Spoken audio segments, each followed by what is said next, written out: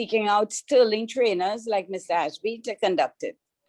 The training is important to you today, and this is demonstrated in the high number of participants that have registered. Increasingly, coaching is becoming integral to the fabric of a learning culture. As exciting as football is, it is unpredictable, and in it, all is hard work.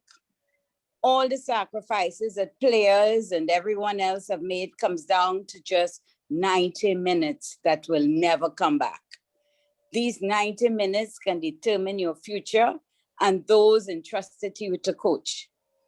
The training that you are being offered here today has been designed to be practical, with exercises to provide skills and exchange information so that those 90 minutes are maximized to return a victory. TTFA's Everybody In points to your contribution to this beautiful game that is at the heart of Trinidad and Tobago culture and community fabric as we participate in the common bond that holds the world's 4 million followers together. Finally, as you participate in this training seminar today, it is my sincere wish that the output can be applied effectively in your role as coaches, which is the ultimate goal. As usual, I am sure that we will use the seminar to share and exchange our experiences. But at the same time, this should be used as an opportunity for you to candidly question the methods you have been using. With these few remarks, I thank you for your attention and interest. May you have a productive and successful training. And as I end, I wish to borrow from an anonymous quote found on the website assessments.com. It is not what the coach knows, it is what his players have learned. It is therefore your ability as coaches to transfer the training you receive to your players. I want to wish you all a very fruitful training seminar, and I thank you for this opportunity. Best of luck to all. Thank you. Thank you very, very much, Mrs. Daniel, for those very, very wise words. It's not what the coach knows, but it's what the players learns. So that says a lot. And of course, before the player learns, the coach has to learn. So without any further ado, I would like to turn the floor over to our guest coach, Mr. Ben Ashby. Ben, welcome. Thank you very much, Dion. And firstly, good afternoon to all of you. Thanks for tuning in. It gives me great privilege and a great honour to speak with you tonight. I genuinely am thankful for that opportunity. And hopefully you have enjoyed the experience and take something away from it tonight.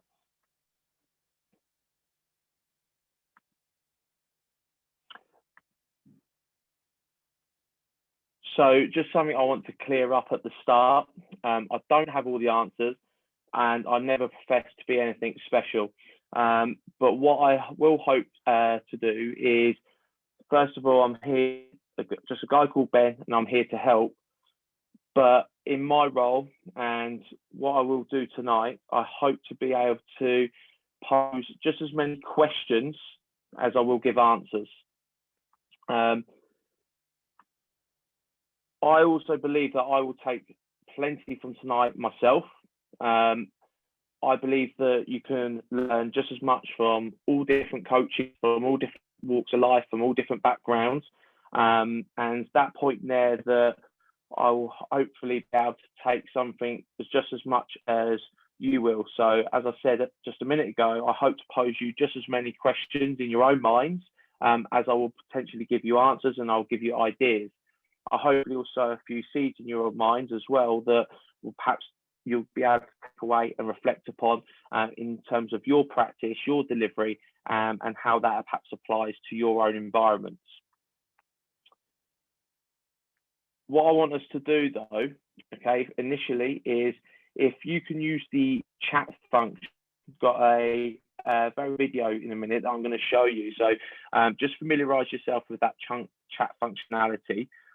Where I'm going to ask you to comment in that chat function within the video. What is it you see? What words would you describe or use to describe the actions within that video.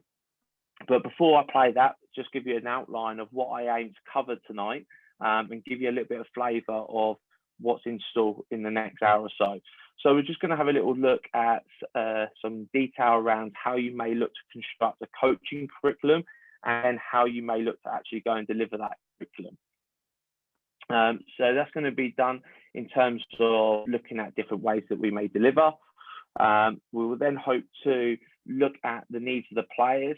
That's going to look at what we call in the UK here different phases of their development, something you may or may not be familiar with, but hopefully it'll give you an insight to that and give you a greater understanding of what that looks like.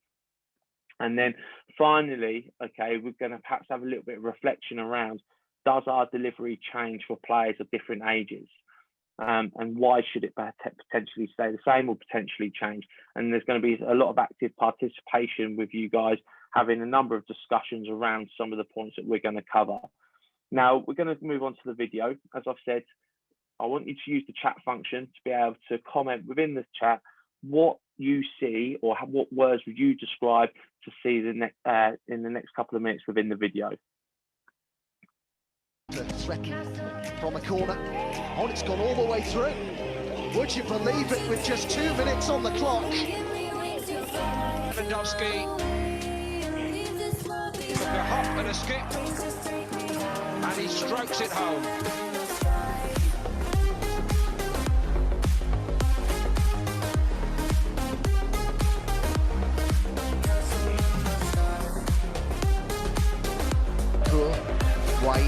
Start thinking about what words you would use to describe some of the things that are seen on the screen. Higuain! Oh, that's wonderful! Magical!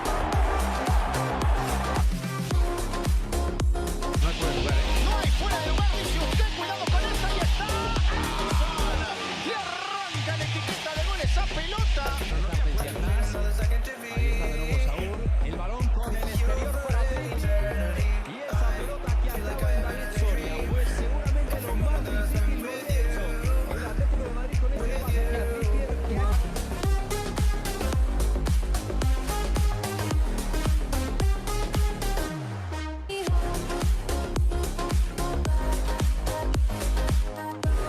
Brilliant, thank you guys. Keep those comments coming in.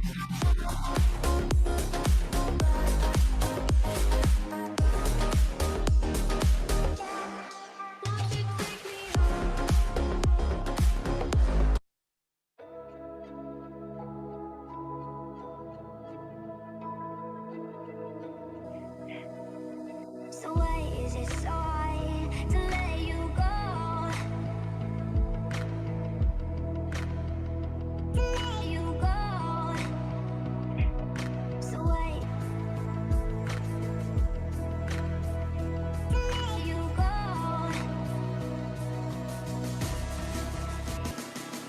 So why is it so hard to let you go?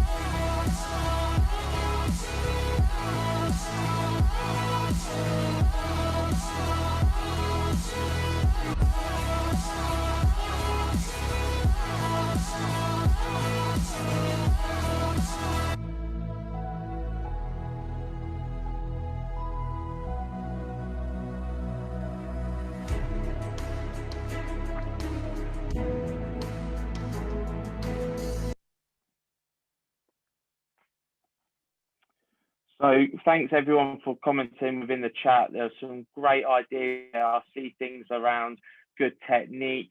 Someone identified that they felt that players were playing with joy, coordination, playing with confidence, good combination play, individual skill, quality, thinking outside the box.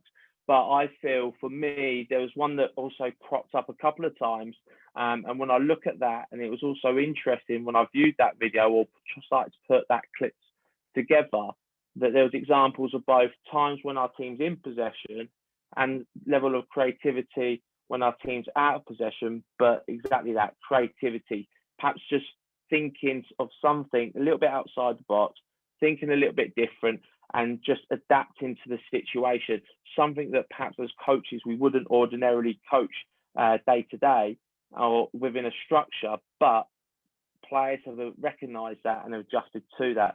So that for me as a coach poses a challenge.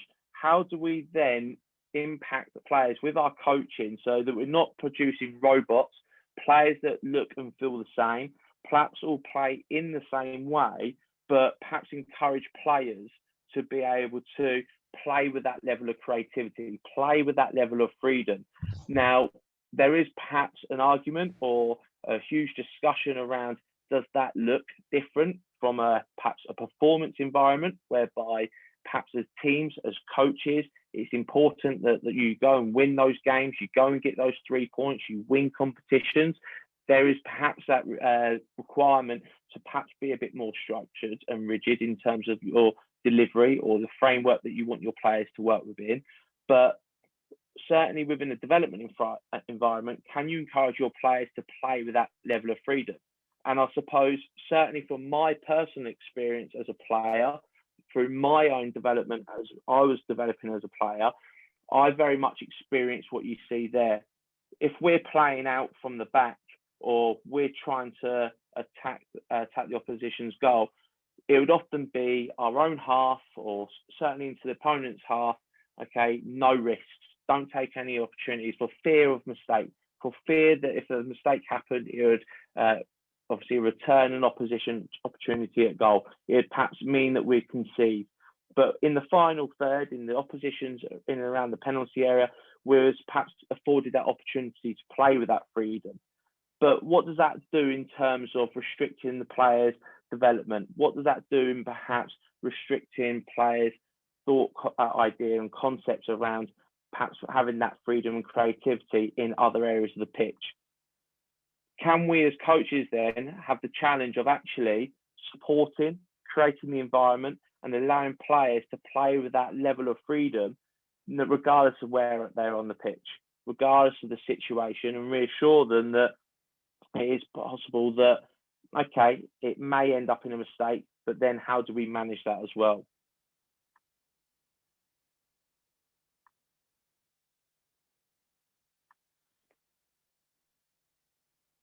So what I want us to do, we're going to have a bit of a discussion now in a number of breakout rooms, a discussion that's gone on for years and years and years.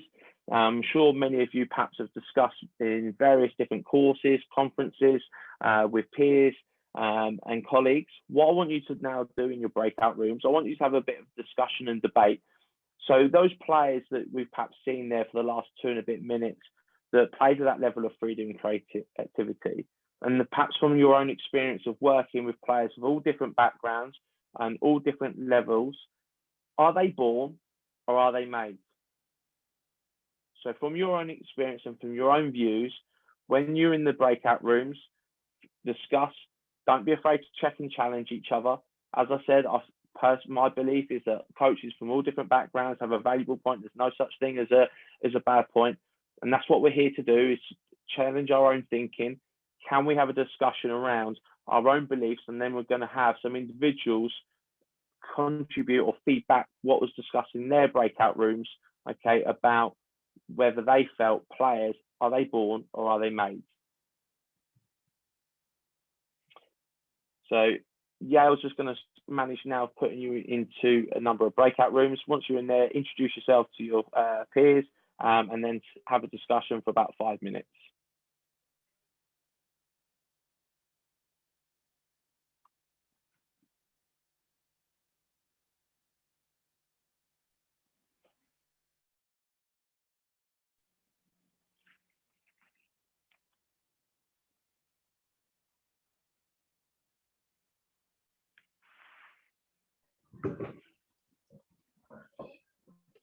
Evening all. Myself and Dion will probably just flitter between different rooms and just observe and hear different viewpoints. So feel free to begin that discussion and don't be afraid to question and challenge other people's thoughts and ideas and manage those conversations between yourselves, guys.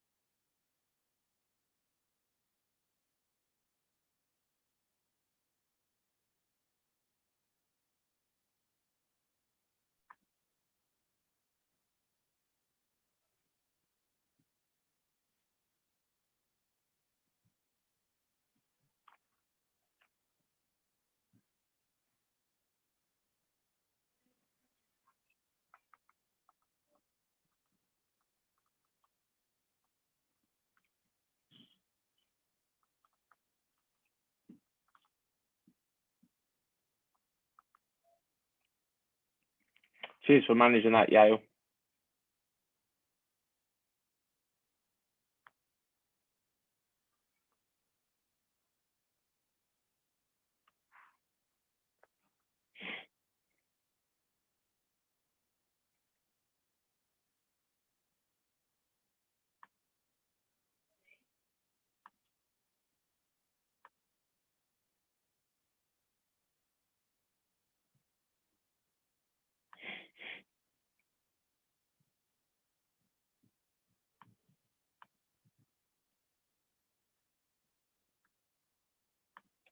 Yale, now that we've played the video, did you want me to share and deliver from my screen now?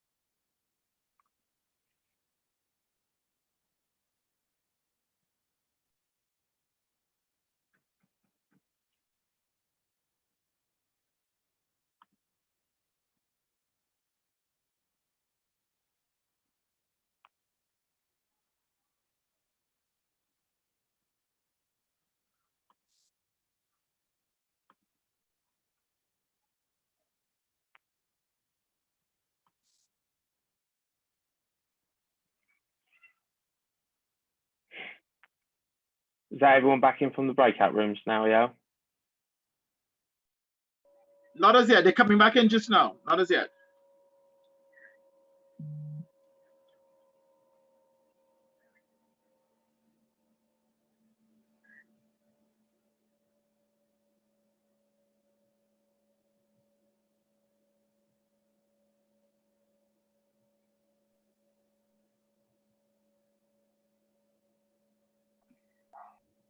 Okay, we have everyone back now. Everybody's back. Okay, so thank you very much, guys. And what I'm going to do, I'm going to ask room 1, please, somebody represent room 1, and please come on and you give your statements, players made or born, and Ben is going to give you his view on same. Or maybe he's going to hear from a few rooms first. Ben is over to you.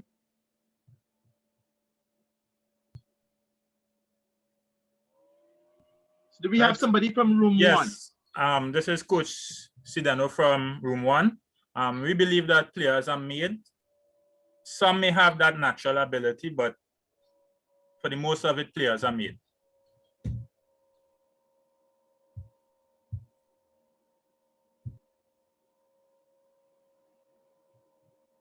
Okay, Ben, you want me to call the rooms and then you're gonna speak afterwards, or you want to speak after each one? Yeah, no, it's fine. If we go for a couple, then we'll have a little bit of a discussion around one or two of the points. Sure.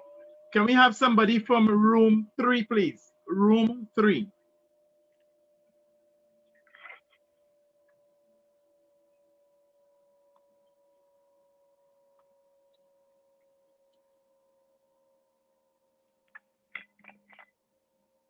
Yeah, Crawford from room 3.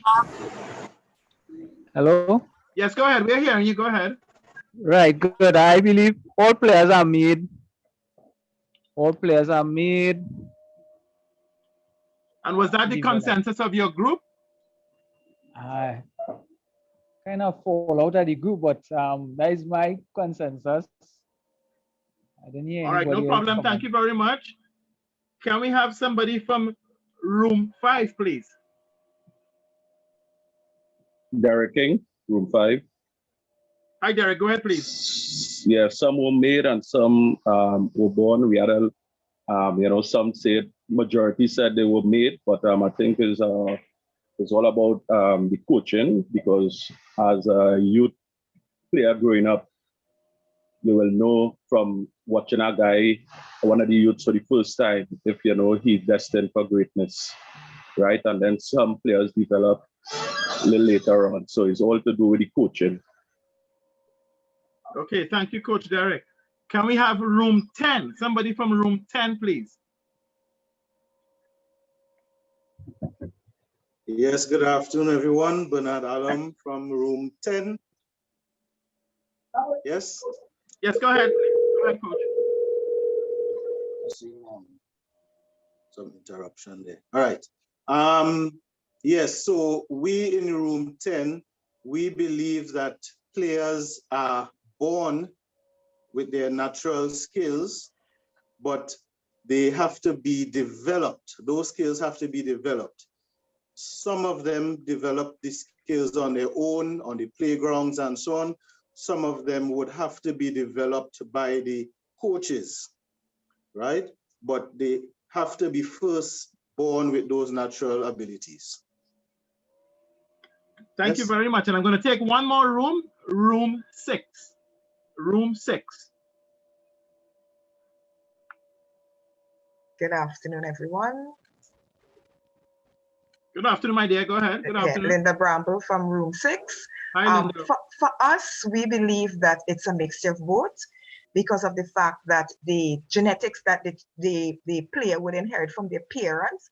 Let's say, for example, someone with fast twitch muscle fibers who can, do all those sprints and so forth. But we gave that 25%, but 75% of it is the work that goes into the development of the player. So it's a mixture, but it's more work being made than being born. But you must have those, be born with those genes that could be developed. That's the consensus of Rule 6. Thank you very much, Coach. So I'm going to put it back over to Coach Ben. Thanks very much for everyone's thoughts and opinions there, and thanks for those that shared back to the rest of the forum. I really appreciate your contribution there. It was really interesting to see and to hear some of the thoughts and ideas that you had there. And I think generally the consensus between the majority of the groups was that it's a majority of both. It's long-standing, but we've had a discussion and notion that players are naturally gifted. You often hear coaches say that, oh, he's naturally gifted. And I think it was very well summarized by the last group there, that it's a contribution and combination of both of those factors. Players take a considerable time to develop. No player is born, as soon as they're a baby, able to do step overs, keep ups, and have some of the technical competencies that elite top professional footballers need. However, they will inherit a number of the perhaps genetic and physical attributes that will perhaps allow them to perform. But also the environment that they are born into, and perhaps the opportunities that that environment they're born into affords them, will certainly support their development. And it's the contribution and interaction that they have both formally through coaching and with coaches of a variety of different levels. And someone also mentioned that informal aspect of playing street football or cage football, that all those different experiences contributed together have a real strong importance to be able to support the overall development of the individual. And there's been vast amounts of different bits of research that perhaps suggest, and we've had this perhaps notion as well of, some of you may have heard of the 10,000 hour theory. So a bit of research looked into what it is and what it takes, or what goes into producing professional athletes. And this concept of the 10,000 hour rule that some of you may have heard of was perhaps suggested or discussed at top level performance or development environments. That's recently been contested a little bit more. However, I think that volume of actual deliberate practice, real detailed coaching and development opportunities contributes alongside those physical genetic attributes that are perhaps accumulated or developed as a result of the genetics behind the individual, support and develop the individual's performance. And that kind of concludes there, that point about those hereditary factors, and the environment they develop in certainly supports their ability to develop some of those technical skills and combine those with those physical attributes to be able to perform on the world's biggest stage. Now, just to give you a little bit of an insight in terms of what the player pathway looks like in the UK. So part of my job here in England for Aston Villa, I work within the education department, where I predominantly support players when they are 16 to 23 on a full-time contract on a full-time program around their performance. But then also I work on the grass with players of all across the variety of different age groups. So what it is and what it takes and what support does there or is there that we put in place to try and produce a player that is able to then have a successful professional career and hopefully makes best part of 200 professional appearances. So in the UK, we have, or a number of clubs will run and deliver what we refer to as our pre-academy. These are players that have obviously been selected or identified within grassroots and community provision, and we run those from under 6 to under 8. Now, these players at this age aren't able to actually sign and be registered under a academy under the EPPP. So in England, we have what is known as the EPPP, the Elite Player Performance Programme. Those players just engage in regular activity with those clubs that allow the clubs to begin to nurture that perhaps those technical skills, those technical requirements that the clubs require within their own player pathway. Under 9, players can then sign their first registration with an academy. So from between the ages under 9 to under 11, those registrations are for 1 year, and there's a process at the end of each year that there'll be a discussion between the clubs and the player, including their parents, obviously, where after continual review, there'll be a decision made of whether that player is retained or released. Then they go into what we refer to as our youth development phase. This is for players under 12 to under 16. Registration at these ages is for 2 years, so they get 2 years within the academy system at that point in their development. At 16, they can be offered a scholarship, or they'll start to have a discussion around going on to a scholarship. Some clubs may decide to speak with players or players that they've identified within their program that have a number of attributes that they find meet their demands or meet their needs, that they could potentially offer them a pre-scholarship agreement at under 14. So all these children during these age groups and these phases of their development are still at school, so they go to school normally during the day. There'll be a number of individuals that will be invited to come in on what we call day release, so they'll have a day off, not a day off school, but they have to collect school from work because they'll come into the academy, they'll do a bit of training, bit of sports science analysis, they have to complete a bits of education as well, which part of my role I have to support upon, and it just improves and maximizes our contact time with players to support their development. In terms of my own personal beliefs, I do believe that the engagement with players in the pre-academy, so under 6s, under 7s, under 8s, is possibly too young. However, in the ruthlessness of elite sport, or certainly in the development environment, is every club's club is doing it. If we don't do it, they'll perhaps be able to engage and recruit the best talent around. So we're almost forced to do it because it's what all the other clubs are doing in terms of trying to compete for the best talent around. In my opinion, that's where the key stakeholders, so the FA, the Premier League, perhaps need to intervene and perhaps put some restrictions on the ages that the clubs engage within those players. Once they're offered a scholarship, they go into and enter the professional development phase. So 17, 18, they could do a 2-year scholarship. And at that point, as soon as they're 17, they can sign their first professional contract. So that's a full-time employment, effectively a full-time contract where they're training daily, regular and weekly fixtures against other Category 1 and Premier League academies. And many of those individuals, we're looking to secure their professional contract before passing over to the first team and being in that first team environment. So for some individuals, they've been within our academy system since 7 and 8 years old, and they're now at that top end of their professional development at 20, 21, and they're now having that challenge of breaking into our first team, playing within the Premier League. All whilst they're developing and going through that pathway, we have a recruitment department that will go and look and actively sort players from different grassroots teams, players at some point potentially transition in and out of the academy on US scholarships. We'll try and identify individuals at other college academies. So we have a number of colleges and schools that run football programs that don't play as part of the professional games academy program, but we'll have a number of players that are highly talented and potentially are able to be recruited for our academy. We run development centres, again, where identified talent is nurtured even further, as well as we often get around local school provision as well. So all with that in mind, it's quite a challenge to get individuals to progress through that pathway successfully and then to compete for our first team in the Premier League, where resources are available, where they can go and then spend millions on signing the best talent around, not just in Europe now, but within the world.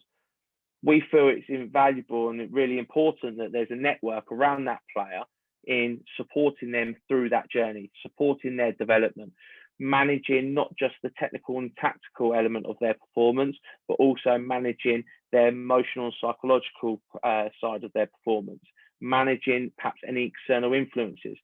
So as a club, as an academy, as an organisation, we ensure that we work very closely with their school. We ensure that they make good and strong academic progress. We look to put any interventions and strategies in place for any individuals that are perhaps not meeting their education needs and education grades that they should be obtaining. We work very closely with parents. We run a parent education program. So as well as sessions around, for example, things like social media, nutrition, relationships. We also work very closely with the parents to also educate them in how they can perhaps develop some strategies and tools in able to support their young child developing through that pathway and managing the expectation and pressure that comes with that. We also work very closely with any other external stakeholder that some of these players have. Certainly within that professional development phase, many of these players are beginning to have what we refer to as agents or intermediaries. Many of them perhaps already have got sponsors for boots and things like that. Some of that needs to be managed and supported. So to be able to support players through that pathway, or to think about what our coaching curriculum and session delivery and design looks like, we need to think about and consider what lens are we going to focus on? What lens are we looking through? Now, there'll be all different types and concepts in which many of you have probably seen, worked within, and probably viewed, but I've tried to break it down and simplify many parts of it. So for me, are you going to have a program that is more technical focused? Perhaps a little bit more focused around having a ball each, working on perhaps a concept which many of you may have heard of, for example, something like curver, but really refining those technical skills, those technical requirements of manipulating the ball, keeping close ball control. What are perhaps the advantages of that? What are perhaps the disadvantages of that?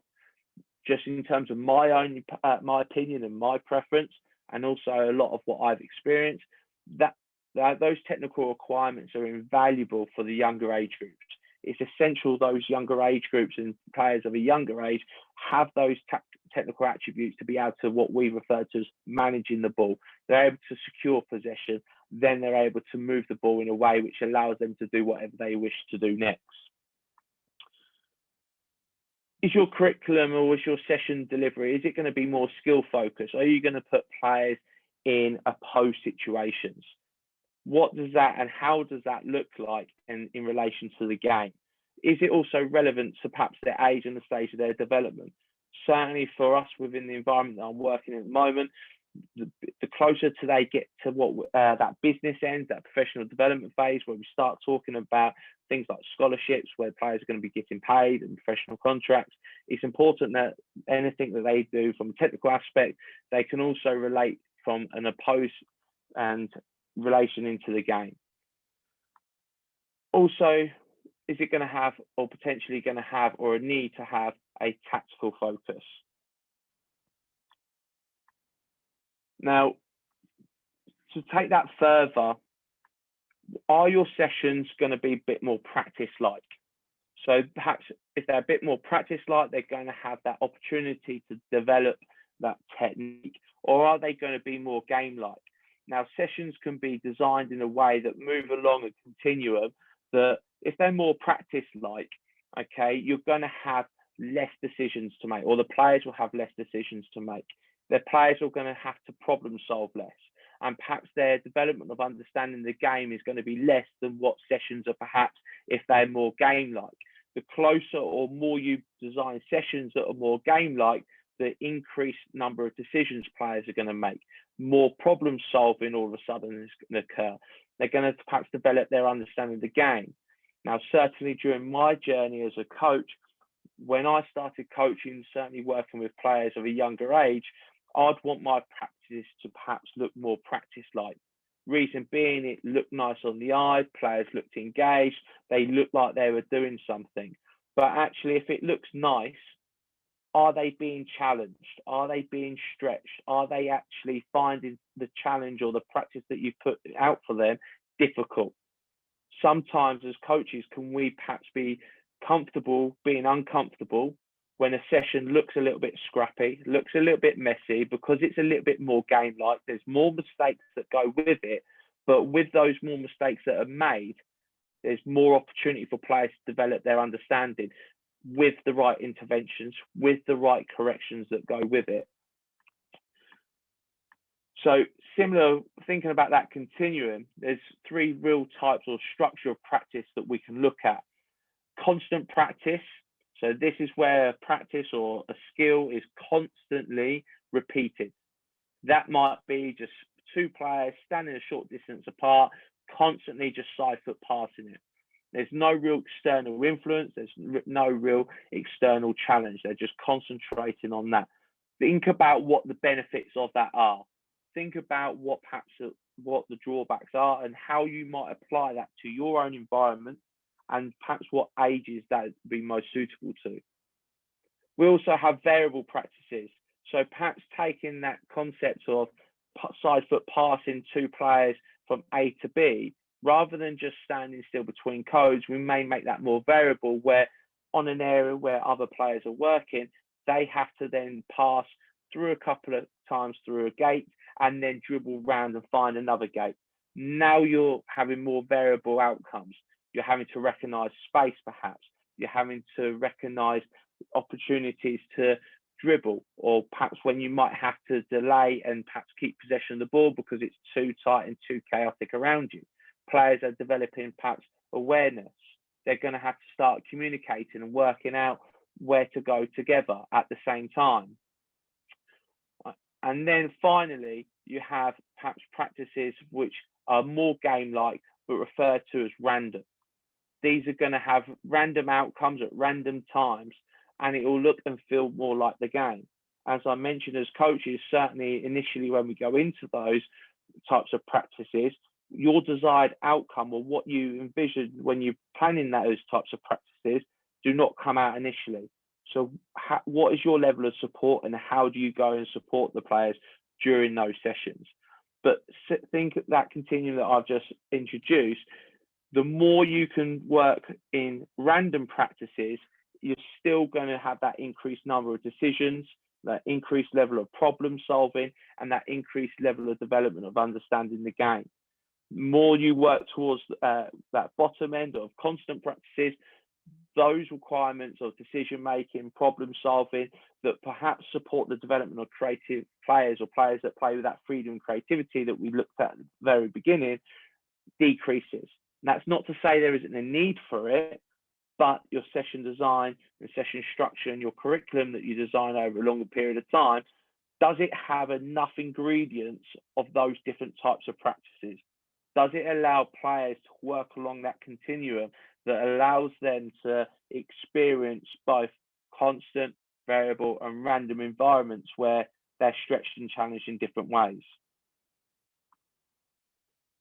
Also, when we look at our practices, are we doing them so that they have plenty of repetition, or do the practices allow them to get plenty of repetition on the perhaps desired outcome?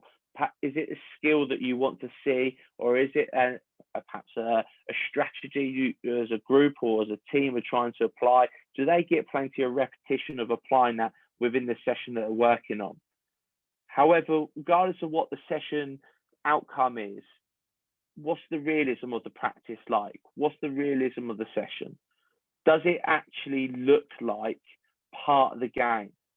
Does it feel like the game? So there's no point putting players in a form of practice and it then coming to match day and it feel and look totally different.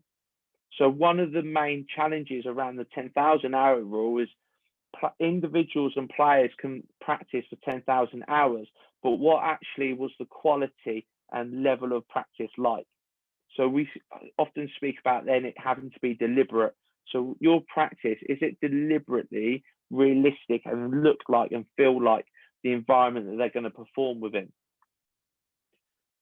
So, and also that kind of ties into the relevance of it.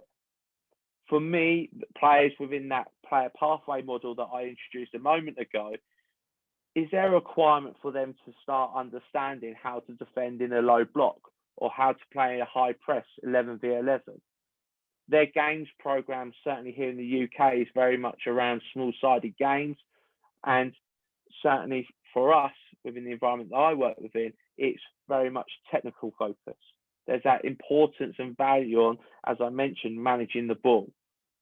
So the practices are relevant to their age group and their stage of their development. Can you have that consideration as well? Now, in a moment, we're going to go back into another breakout room. You're going to be with different individuals that you've just spoken with. So again, please feel free to share your different ideas and concepts that we've spoken about. But I want us to now look at what the advantages and disadvantages of delivering practice at each end of the spectrum. So that spectrum that I've just introduced of constant to random. You've obviously got variable in between. What are the advantages and disadvantages of those? I'm not saying that any type of practice is better than the other. They have different advantages and disadvantages, which I would like you to debate now. Also, within that discussion, can you have a little bit of discussion around what other factors impact yours, perhaps curriculum or session design, both from week to week and for also supporting that long-term development of the players that you work with. So once again, Yao's going to organise and put you into breakout rooms, introduce yourself, and please have that discussion.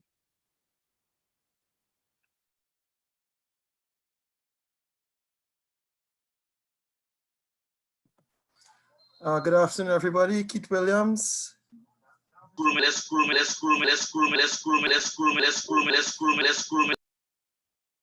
Uh-oh, what's going on there?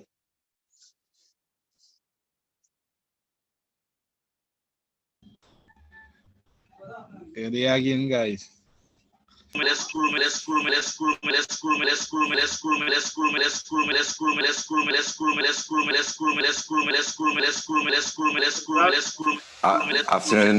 Afternoon, everybody. Afternoon, yes. That's somebody's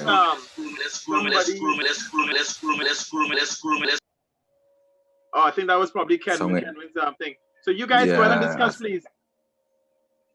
All right. I think maybe what would be good is if maybe everybody could take a 30 seconds just to touch on the concept, and then somebody could represent the group.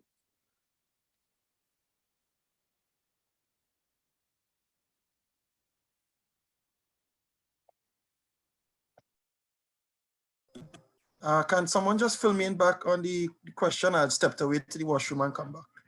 So.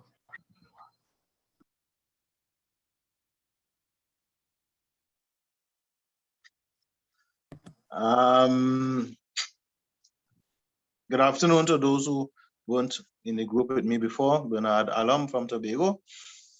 Right. I think the first one, oh gosh, I can't even remember properly, you know. What are the advantages and disadvantages of the living? Disadvantages, yes.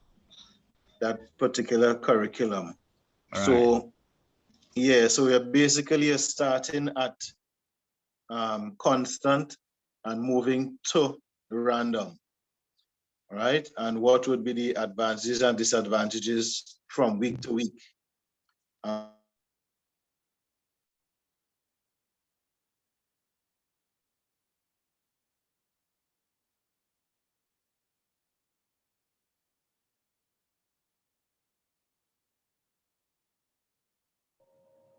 guys, everybody's in?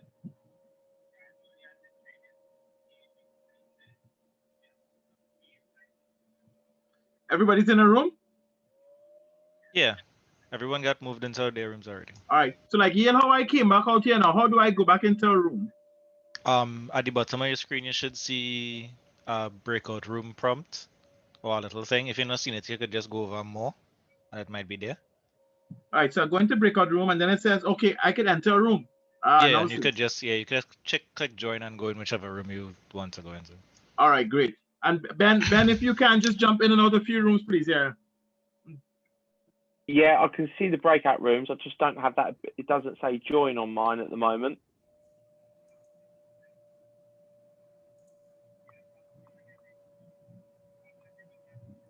You could put this guy in the room. I can't put that in the room. Okay. Which guy? Lovely, yeah. I just put guys in a room. Yeah, I could do it. It's giving me the option to do it. Yeah, when people come in afterwards, they come here and then we could move them. So we had to wait till they join this here properly and then move them. Yeah, so right now there's nobody outside beside us. We have one Dexter Harris who keeps joining and disconnecting. Yeah, we can't do it. Yeah, and I'll just put him in a room if I can. Yeah, so when he comes in, we could see if we could move him. But if not, well, he's just disconnected. So we'll try our best to get him into our room.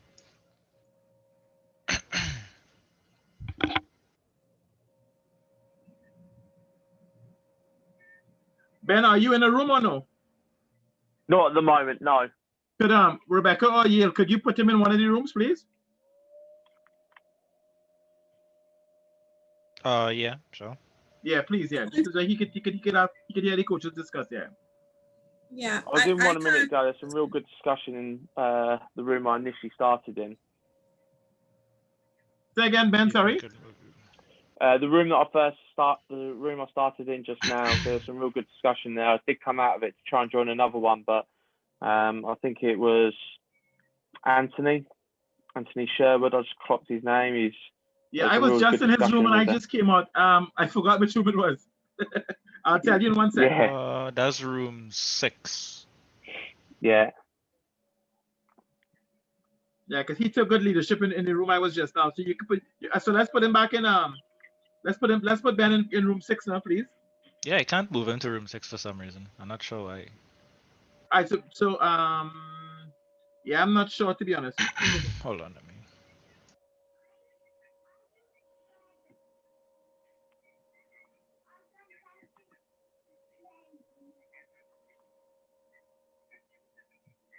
All right, see if you could get the prompt to go into the breakout rooms now. If not, then I really have no idea.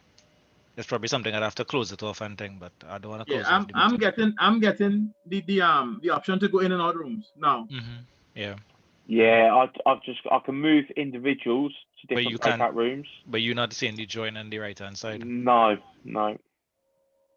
I'm not sure what's causing that because All it right, should. If you're sitting there, it should be. let me go into a room and maybe y'all will have control. Let's try that. That is where the skill. I think you run out of time. Run out of time. Hello. Yeah, we're here. Yeah, I thought you ran out of time. Yeah. As far as the skill development is concerned, that is where you can have the variations, because when it comes to like finishing, you can now introduce things like balls coming directly onto you and you just going straight to goal. You can have the ball coming across the park, ball bouncing, ball in the air. And those are the different things that you're going to now use as your variables, right? Because finishing is important, but not all finishing will be the same, right? So as far as the things like body position, yes, those things come later on, but the idea and the concept of passing and shooting, I believe those are constants that should be introduced very, very early on. And then the different dribbling skills and the different ways of finishing are what you vary. And you can preset that. So listen, now I only want you to finish with the left foot. I only want you to finish in the top corner. I can run the bottom corner. So these are the things that you can now alter or adjust as you progress in the development of the play. Right. Mr. Francis, just hear your thoughts, and I want you to also touch on when you set up a training session, how would you allocate your time to the different aspects, whether it is variable, whether it is constant, or randomness in the training? Okay, well, I want to hold fast to the constant, because without the constant, then going random and all of that wouldn't work.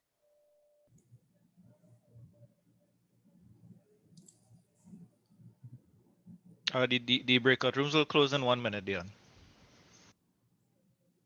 Oh, you're muted. Yeah, it was quite good actually. The discussion in the rooms. It's quite good. Janelle was in the room and she came out. Hey. Doesn't want to be tied down to any room. That's cool. What about Rebecca? Rebecca gave her tactics for the game.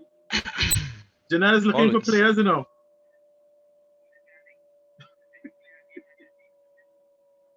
Okay, I'm gonna give them the 1 minute warning to Yeah. come back in.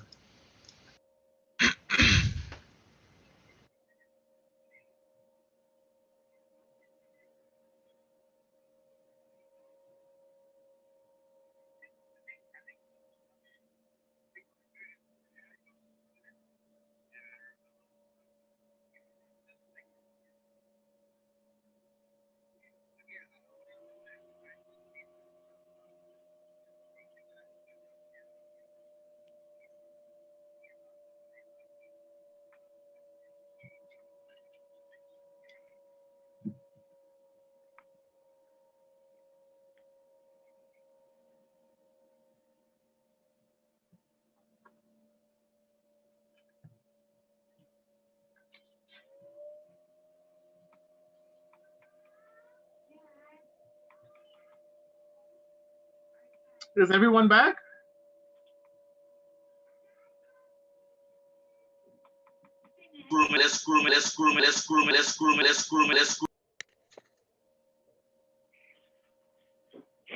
Yeah, everybody here. All right, great. So let's get right at it. And I'm going to ask room 7. Room 7, can you have somebody present for your room, please? Room 7.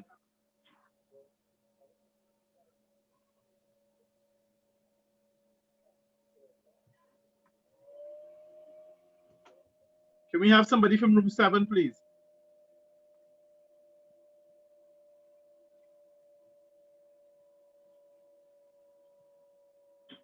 Okay, so what about room 8?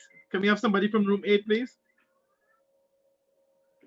That's Coach Dion, Roger Griffith here. Hi, Roger. Go ahead, please.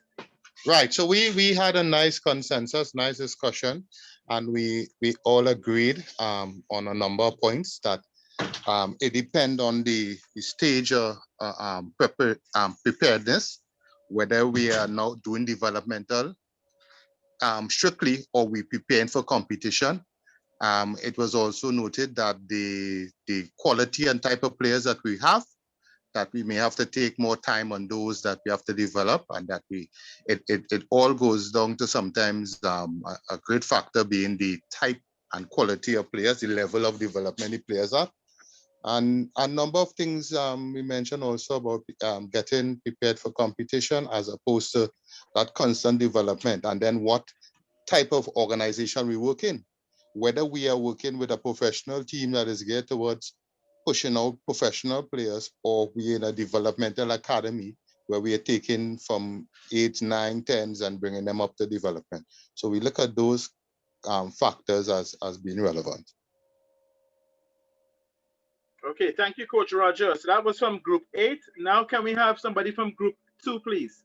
From Group 2, please. Pleasant good afternoon, everyone. Pleasant good afternoon. My name is Jonathan Edenberg. Hi, Jonathan. Hi, Jonathan. Go ahead, buddy. So in our group, we decided that we always try to include gameplay environments in our coaching sessions. We also try to determine the training age or the technical ability of the individual before we decide what percentage of the spectrum we use, whether it be the constant, which would be high repetition, or the variable or the random, which would be high gameplay, because some ages would usually decide what level of ability that the person is at. But we also made note that that may not always be the case, as a younger player who may have reach higher in his 10,000 hours be at a higher level than an older player who just joined the game. And our last point was that it depends on what part of the season we are in, or if the team is in a season, would depend on which part of the spectrum we would focus on. And we also look at our previous game to see what went on in the game to decide what part of the spectrum we'll focus on in our next training session. Thank you. Thank you very much, Jonathan. Thank you very much. Can we have somebody from Group 9, please? Yeah.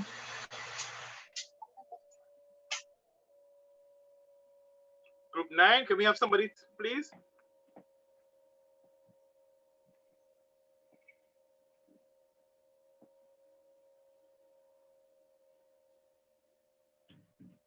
Somebody want to have a go from Group 9?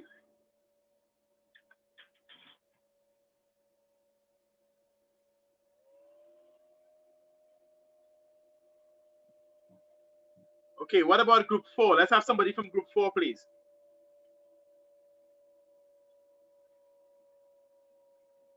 Afternoon all, Peter Peer from Group 4. Afternoon, go ahead, Peter. Yeah, just to answer the two questions that have been posted, the disadvantages and advantages of delivering practices at each end of the spectrum. We thought that when we talk about each end of the spectrum, we are referring to open and closed environments, open being the first end, a closed environment, and the open environment being the second end of the spectrum. So in the closed environment, one of the advantages to youth players might be the ability to develop skill without any undue sort of pressure on them. We saw that as one of the main factors, where there is no pressure applied in the closed environment. However, one of the disadvantages of that is not realistic to game situation. So in a game situation, you're not just gonna have two players of the same team passing a ball without any sort of pressure. However, the same practice could be taken and developed on the other side of the spectrum concerning open play, where you may have at least maybe about 10 to 15 youth players with about 25 gates. Those are markers side by side, delivered all over the different parts of the grid. And you're asking each player just to dribble and pass the ball to themselves through any of the gates that may be available to them. And in this scenario, one of the key advantages is that you have real-time game situation. So you have a number of players that you have to look out for. You have to make good decisions as to what gate you're going to go. And yeah, so to answer the other part of the question, the other factors that impact your curriculum, we now have to think about the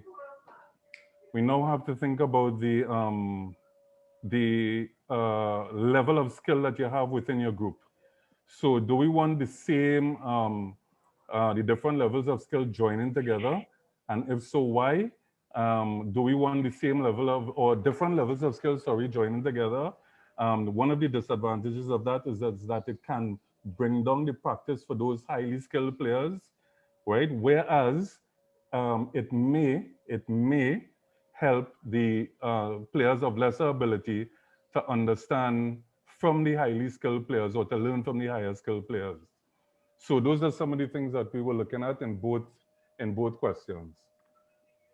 Yeah, thank you, Coach Peter. And I'm going to pass you guys over to Coach Ben, please. Coach Ben, all yours. Yes, thank you once again to everyone that contributed and shared. I spent a bit of time in both Group 2 and Group 6, and I was really enthused by some of the discussion that went on in both of those groups. And I know Group 2 shared just a minute ago. So once again, thanks to everyone, though, that participated in that discussion and fed back to the rest of the group. Some of the things for you to consider, though, whilst I think there were some real good points in what you just raised, again, it's not saying that you shouldn't do constant or you shouldn't perhaps try and stretch your players too soon and do those really random, more game-like types of practices. They potentially all serve a purpose. It's that point, perhaps, and thinking about when I introduced those 3 R's earlier, is what's the relevance? And someone had mentioned, I think, in one of the discussions around that constant repetition, perhaps allowing that refinement of a technique. So you get that high repetition, but it's at that perhaps sacrifice of that realism of the game and perhaps a relevance to moments within a game. So, for example, constant practices, though, they certainly serve a purpose if you're working with players that are perhaps inexperienced or new, or they're developing and being introduced to a new skill or a new technique. Also, they perhaps serve an initial purpose for a warm-up activity. Certainly in the environment that I work within, with the younger ones, it may be that they have a ball each and they do dribble in lateral lines, practicing turning techniques or a specific skill. And it allows them constantly to revisit and allow them to refine and continue to develop that technique. It's that constant repetition that will allow them to perhaps be more natural and more comfortable in applying it and doing it when they then find themselves in opposed situations. It significantly increases their contacts on the ball. So obviously when players come to your sessions and come training, they want to be on the ball. They want to be playing football. So if you can get them as many contacts on the ball as they possibly can, that is vital to support their development. A lot of research has shown that actually, certainly in the 11-a-side game, actually players will probably only spend roughly around 2 minutes of total time on ball within a 90-minute game. So if your players are constantly playing large 11-a-side games, they're not actually going to have plenty of opportunity or that repetition to refine techniques or work within a framework or strategy that you're wanting to apply potentially. So if you can increase and maximize contact time within your training through a type of session structure, that is going to support their development perhaps more than the games program. Variable practices are brilliant perhaps for then beginning to stretch and challenge those individuals once they've developed those techniques, putting them perhaps in semi-opposed situations where they're perhaps working with, I don't know, overloads, or perhaps there's interference. For example, this practice that I introduced to you where they have to pass and then dribble, but working against influences that perhaps impact the decision or perhaps require them to apply a slightly different skill, such as awareness. They perhaps need to scan and check shoulders. They perhaps then also need to communicate. They'll also perhaps as a result of that, if there is interference, if there is opposition, there's going to be much more increased physical demands and physical returns. They're going to have to perhaps change direction. They're going to have to change speed, whether that is to break into space or whether that is to slow down very quickly because there's pressure or interference around them. So variable practices increase the range of returns that you potentially get within your practices in your curriculum. Then finally, if you have more random practices, it perhaps increases that level of realism and supports their understanding around what the game looks like or should feel like. It is suggested that it will certainly increase that long-term learning, but there's going to have to be a recognition and appreciation that until something is learned, or it's certainly until they've able to demonstrate that understanding, there's going to be increased number of errors. There's going to be an increased number of mistakes. Can you be comfortable with that as a coach? And also then how do you manage and how can you reassure the players that you're working with to continue play and with that freedom and reassure them so they can continually to try and apply what you're working within? It also perhaps supports that tactical understanding that's going to be important as they go through that player pathway, again, going at the top end of what we refer to the youth development phase, so 15, 16, and then going into their full-time professional development phase at 17 and 18. That tactical understanding is also going to be key for their development. We spoke about a couple of factors, and I hear a number of discussions around considerations of perhaps reflections and reviews around performance about the previous game, where they are in terms of their own development, what does the curriculum look like. I heard someone say and discuss around what is it actually the club or the academy, the environment that they're working in, what their needs are. So those are a number of factors that do influence and impact your curriculum. But I want you to look at the image that is now on screen. Just take a moment to look at that, okay? And this is a really open question, So I expect some really vast different answers within the chat. I want you to use the chat box again now. Just quickly summarize, what do you think that is in that picture, apart from just being two players? Just use the chat very quickly, literally for 1 minute. What do you see in that picture?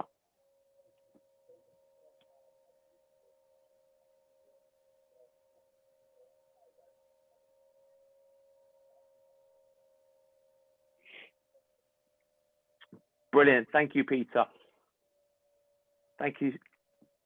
Thanks for those commenting now. Thanks, Evlon. Thanks, Takuma.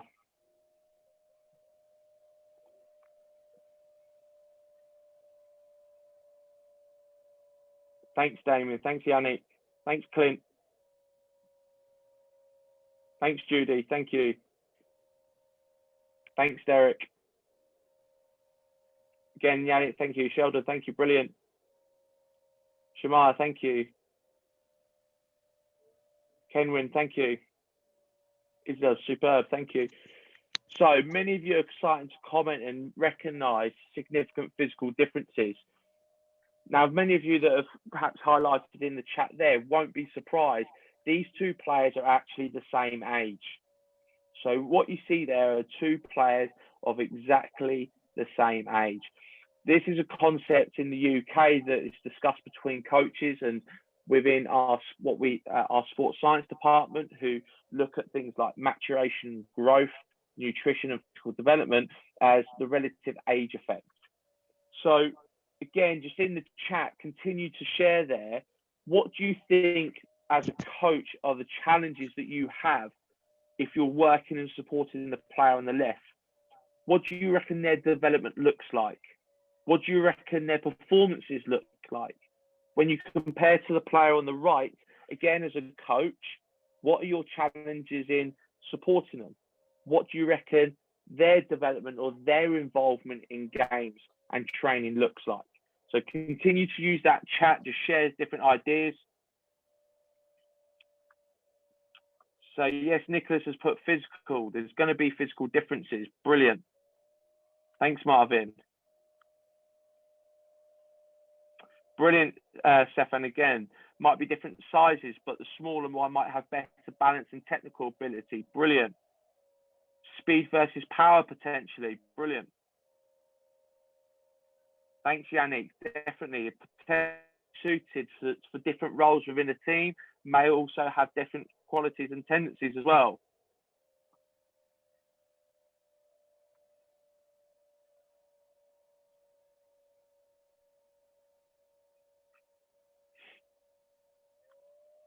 Thanks, Clint. How are you going to get one accustomed to their size or the other comfortable with their size? Thanks, Jonathan, highlighting there that the player on the right there, slightly physically inferior, may have less time on the ball as a result.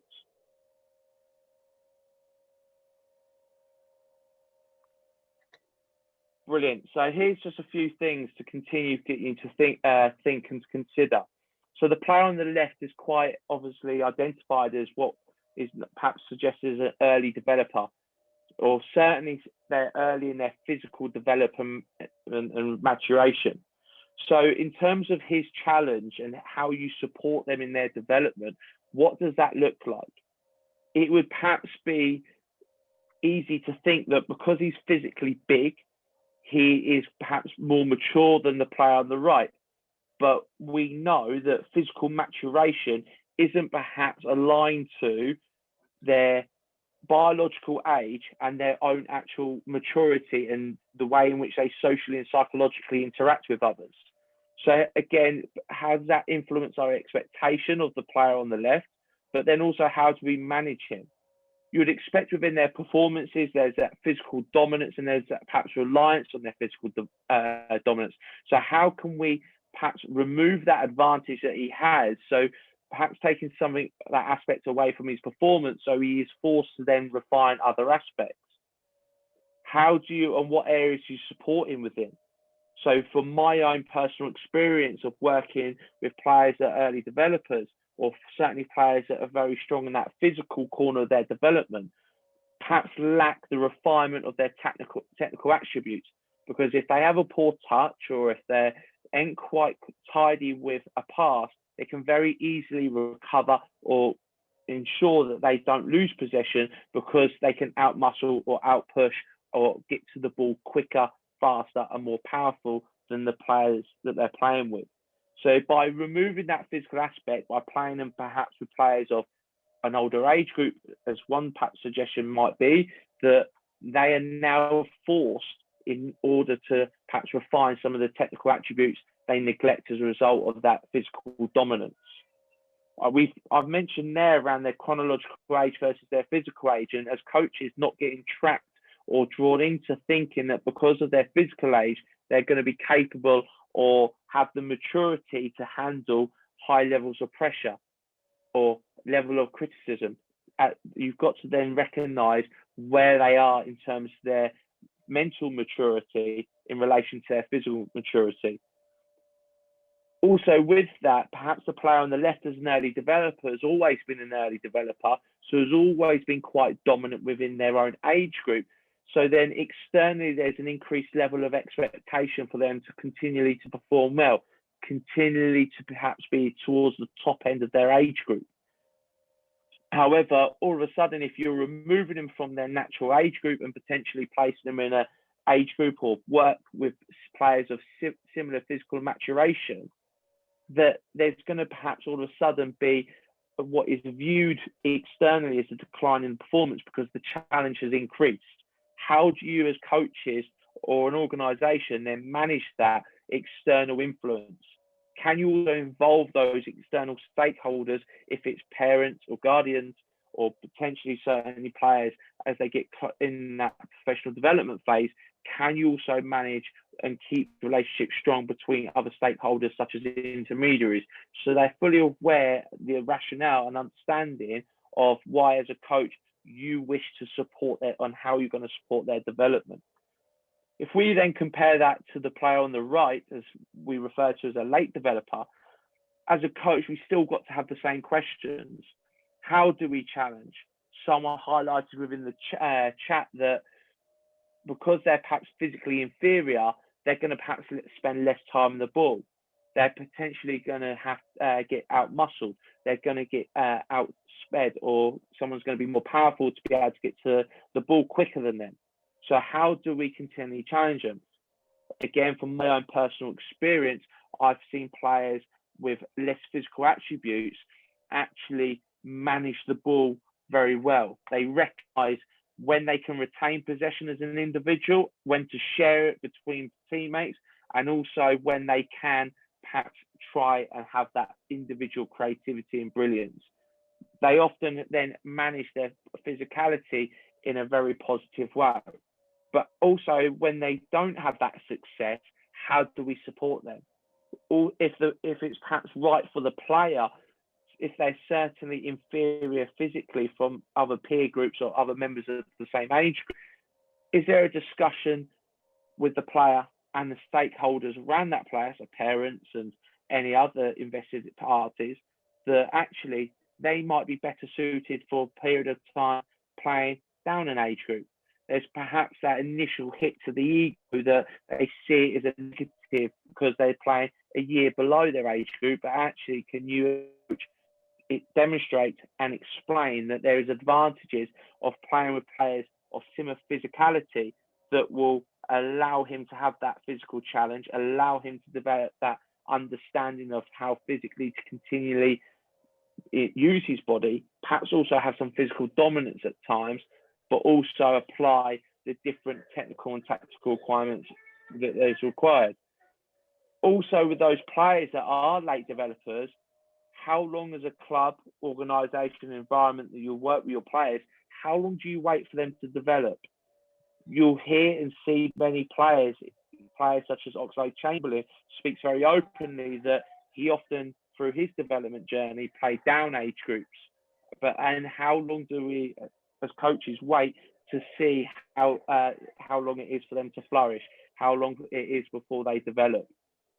Those young individual late developers will often need a super strength, some outstanding quality that you can see within them that you know once that maturation and development levels out and peaks out between all individuals, that they will continually to outshine and outdevelop and outplay individuals regardless of different physicalities. Also, again, as I mentioned there, it's important that you include those parents, include those stakeholders to manage those external expectations. Many parents obviously see their child's development as their pride and joy. And if you're then talking to them about potentially playing in different age groups, they or get drawn into the negative reasons why, rather than perhaps understanding the actual benefits that may have. Okay, so hopefully that gives you a bit of an insight there of one of the big factors, certainly working with those players in the youth development phase of 12 to 17, 18, some of the big factors that can influence your practice and your curriculum.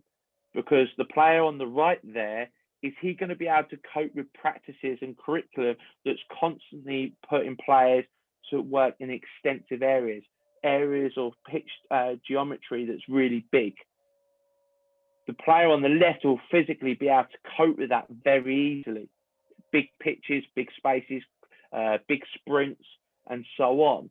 However, the player on the right won't be able to. Can you recognize that and also put sessions on with your session structure and design that still allow him to meet his needs?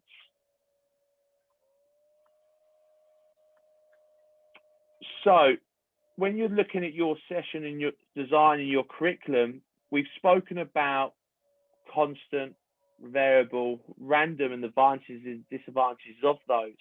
Are they more practice-like? Are they more game-like? And there's just an example there of various different sessions that I've used. So certainly with a number of age groups, something that's sometimes referred to as games for understanding or games-based learning and games-based development, where you put them in mini games or mini practices that look and very much feel like the game. You have perhaps have that element of realism. You perhaps then sacrifice the repetition. But there was this concept of let the game be the teacher and players are just allowed to play. But as a coach, what's your level of direction? What's your level of feedback to support the players in those types of practices? Is it those practices, perhaps the two in the middle there, if you have a little look? One starts as a constant practice, as a passing exercise, and then it then moves into a more variable practice where you put constraints within the practice by having overloads or players locked into certain zones where you have that increased level of realism, and there's an increased level of perhaps relevance because of the geometry and the structure around areas of the pitch. That practice in the top right hand corner is another constant practice, perhaps more suited to those younger age groups to refine that technique, but also perhaps plays a valuable part for those older players as part of all technique. Well, I also still think that you can work with players of an older age or senior players. You don't need players to go for long jogs around pitches. You don't need 3 lines and then start doing loads of dynamics. You can involve at moments and at the right time a ball to part of a warm-up process. You can then perhaps have sessions structured in a way that are more tactical focus. Those 2 practices there on the bottom left come from a form of model that I've also experienced working in, of a concept perhaps some of you have already heard of called tactical periodization. The concept always was that every practice that was delivered on the players went in had to have some form of tactical reference. So, for example, session design would always work between extensive, so real big areas, that would allow players, even though they're opposed, to develop technique, but it was always combined with a decision. So the practice in the bottom left, the goalkeepers were playing out from the back. The 3 or the 2, the full-backs and the centre-backs, all then had a decision of who do they combine with. Do they combine with the 7-11 or the 6 in midfield because of that low interference and low pressure? Sometimes you'd make that tighter and make it more intensive. So now they're actually having to work on the decision and recognise the decision quicker. Increases that realism and relevance that they may experience within the games. So there's just more food for thought in terms of the different types of practices and the way in which you might structure your curriculum. Now, starting to look at how we as coaches actually deliver. Now, this is a bit of a model that I've come up with myself just from my own experience. So as a coach, you'll often introduce a topic, a theme, and you'll give some instruction in terms of what you want your player to do. Often that'll be combined with a demonstration. As coaches, though, I want you to consider, is a demonstration always required? Also, as coaches, don't be afraid of, actually, is your demonstration of a level required at the right level? Are you going to be able to demonstrate in relation to the players you're working with? Don't be afraid if you've got players of a significant level or who are very strong within your group to do your demonstrations for you. We'll often then get the players to perform. We'll get them to get into action. We'll get them to perform what we wanted them to do from the initial instructions. And then we're having our observations. We're trying to observe their understanding and their execution. Are they able to do what we asked them to? And then once we've had that observation, we're then starting to look at what is their interpretation of the information that we've given them from the introduction. Now, there might be a totally different opinion or different view from your initial introduction the way in which you view the outcome or the practice that you want from players to their understanding when you've introduced it. Then there's going to be between yourself and the player or players that feedback and discussion, identification of areas that have gone well, and also identification for areas that need an area of improvement. Now, those 2 points there that I've just touched on, someone once said to me, 4 plus 4 is 8, but then so is 6 plus 2. So that interpretation, they've both got the right answer. They've both perhaps, if the outcome or the desired outcome was 8, both have got there, but in different ways. So can you also think about and consider the interpretation and the understanding the players may implement or perform, but actually be comfortable that it may be different in the way that you initially envisaged it? Can you then, through your feedback and discussion, recognize that what they've done, but then also try and suggest the desired outcome you initially had, or what the expectation you initially had, without perhaps putting a negative spin on what you've just observed? Then we start off the back of what we've observed and that feedback, both between coach, player, or group of players. As coaches, are we comfortable with the feedback that players give us? Can we also encourage, as coaches, encourage players to be more open with us? Certainly for coaches, for us to meet their needs, we often ask players, did you enjoy that? How was that? How did you find it? Often they'll play lip service and be very positive with it. But do we create an environment or give players a forum that actually they can provide more feedback that allows them to be very critical and identify areas in which, as coaches, we can do better in, or areas that we need to actually identify that supports their development? That will have a significant impact and influence on the planning that we do to then impact our session design and our curriculum design. And that's from my experience, the process as coaches we go through. And there's many of our suggestions of different coaching models and coaching cycles, both from teaching and learning.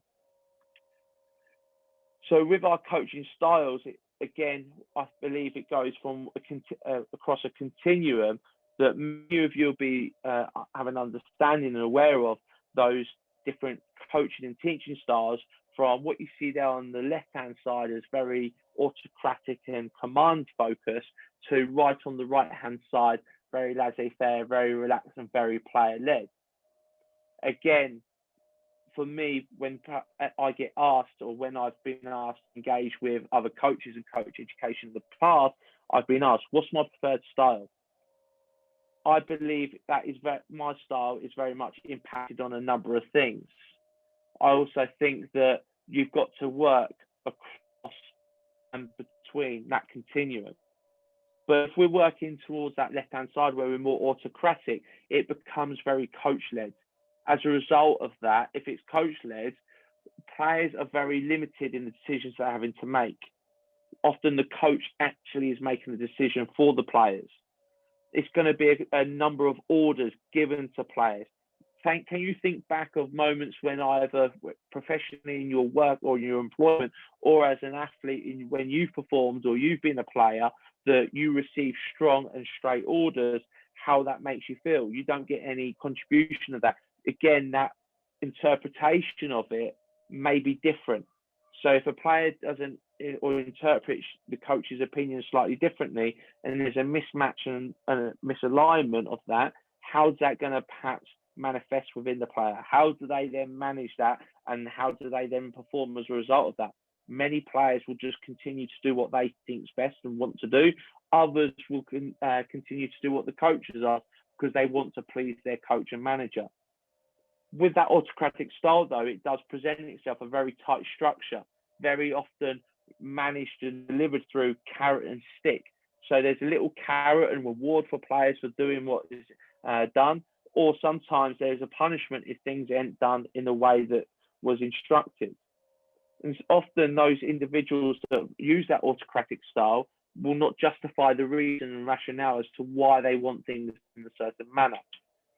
Where if we move towards that more democratic style, where you're comfortable involving players, from my own experience, I found 7 and 8 year olds, 9-year-olds able to articulate and demonstrate a real strong understanding of some of the technical and tactical requirements for their own age group.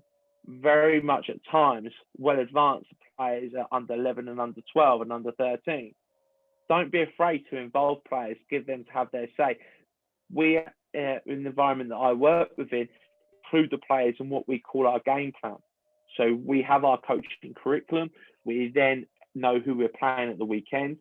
Certainly in that youth development phase from 12 to 16s, we have footage available where players will actively analyse the opposition, and the players will then come up with, within our structure, we always, as an organisation, we play within 2 formations.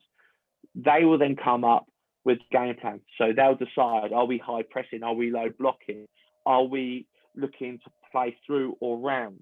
And they will then set that up and come up with the set plays, and they've got that active involvement we believe that then supports their analytical view, that improves their decision making, and they've got that buy-in. They're more willing to try and do it and attempt it. Sometimes that is challenged by coaches in the right way and to influence the way in which we want the game plan to go, but the players are actively involved. Where we're finding, if we compare that to right at the far right there, where everything's player-led, they've got that freedom and coaches stay out of the way. It's advantages to that, but often if that happens or allowed to continue for too long, what is the impact on the player's development? What happens if they continue allowed to practice poorly, but there's that laissez-faire approach to it? So we're going to have another breakout room, and again, you're going to be with different individuals, and I hope that we can continue on some of the real strong and positive discussion that we've just had. But can we now look at, rather than looking at the different types of sessions that we will deliver, can we now look at the style in which we deliver? As a coach, what's our manner? What's your preferred manner and why? But then continually to think about what factors impact the style as coaches you use. So once again, Yale's going to organise you into chat rooms. Myself and Dion continue to move from room to room. If you see us in the room, continue to speak freely. And again, we'll get groups to feedback to us once we're done.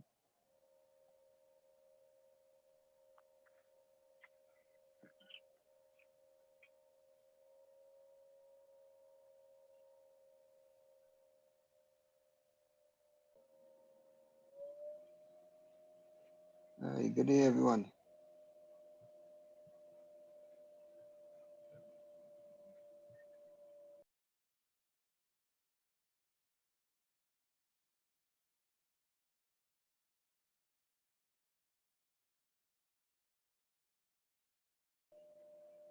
Janelle, you okay?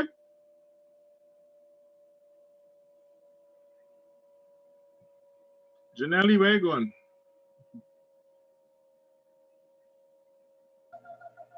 Hey, Dion, in and out because of Washington.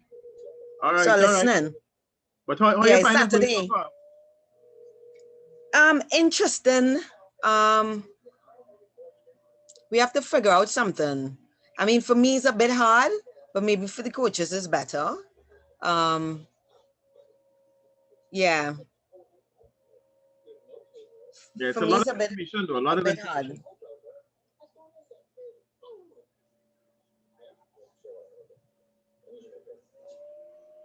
Well, they are getting these slides and stuff after, you know, and they recording. So yeah, they getting it for sure. Yeah. It'll be interesting to well, I guess the feedback, once the feedback is positive, then, you know, that's all that matters. And what I'll do at the end, I'll let Kenwin Jones and Derek King will just give a little vote of thanks. Okay. All right, great.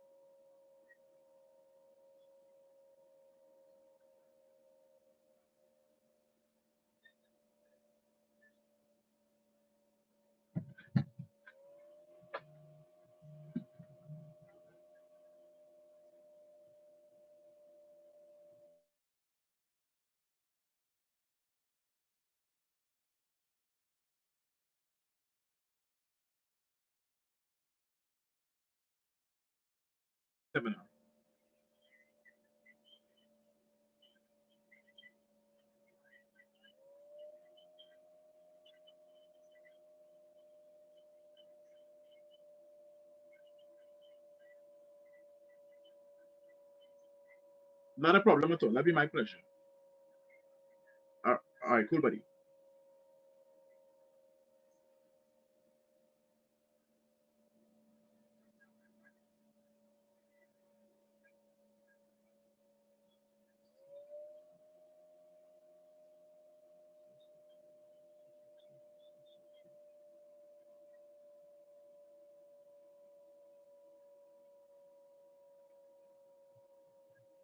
Cameron was just making the point to me that the breakout rooms that he's been in, he said a lot of the guys are lost. He said a lot of the guys he says quite advanced for them. So he said A lot of them either new, and a lot of these people that registered either have no coaching experience or little. So we have like a lot of them who were here before. So we have, let's say, about 40 of them that were either here before and have like a C to a B license, some have a A, and about 60 of them either new or now venturing into coaching and stuff like that. Yeah, you can tell because Okay. Cameron is now saying that to me here. He said they don't understand the questions that are posed to them. Wow. I feel like that. Interesting. Yeah. Well. Yeah, Ben, we were just saying, Ben, that we are just one of our former players. You would know Kenman Jones. Yeah. Yeah, so he was visiting. He was in some of the breakout rooms, and he was saying that some of the coaches it's a little bit over their head, but it's good. It's good, and this is obviously going to provoke a lot of thought. Okay, brilliant. Yeah, it's okay. Yeah, I was just chatting with Kenman a little bit and getting some of the feedback. Okay, brilliant. Thank you. So our national coach is on actually. He's on actually, and the assistant coach.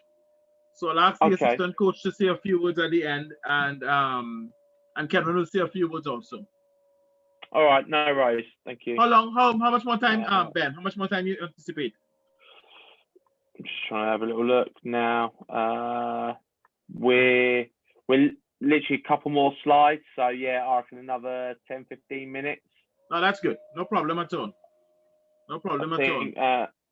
Yeah, if we just literally pick a couple of groups to feedback, and then I can kind of summarize some of the things that I'd expect and also that I've got, and then yeah, we're basically gonna wrap up. Agreed. Yeah, I'll just take 2 groups. Yeah, perfect. Yeah, but it's good. It's good discussion because it's very nice for us for the coaches to start speaking. You know.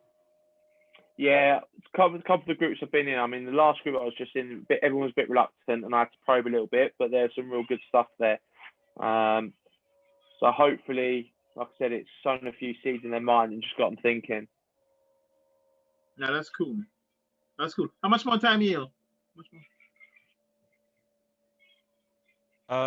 Just over a minute. So I'm putting in the the thing for them now. Okay.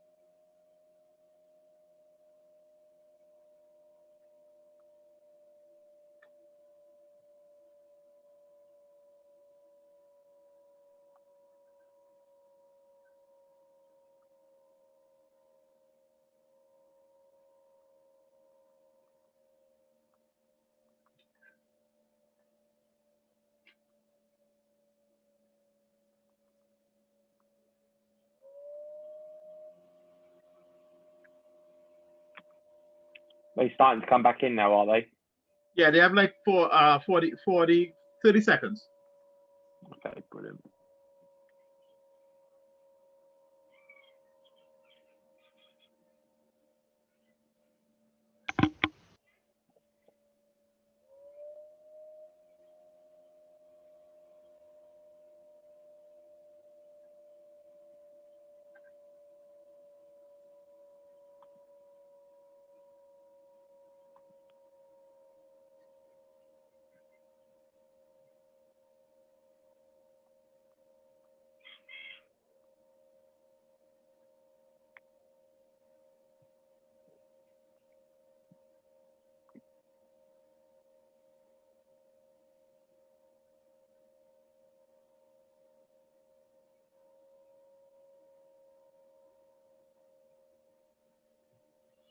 Welcome back, everybody. Welcome back. Okay, so we're gonna move quickly. We have about 10 minutes again, so guys, bear with us. And I know you guys are enjoying the information. I'll just ask quickly somebody from room 7 to give a brief comment on the question that was asked. What are the advantages and disadvantages of delivering with each style? What factors impact your coaching style? Somebody from group 7, please.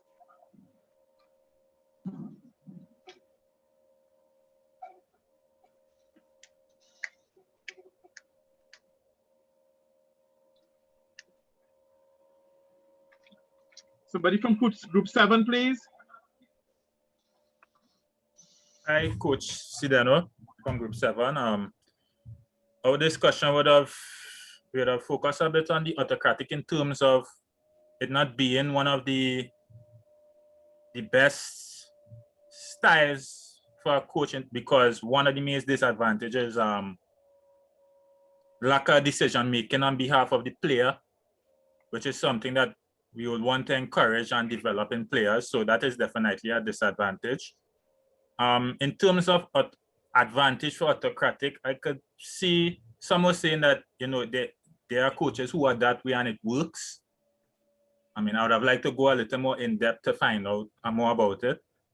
We also look at the democratic, where players have that involvement.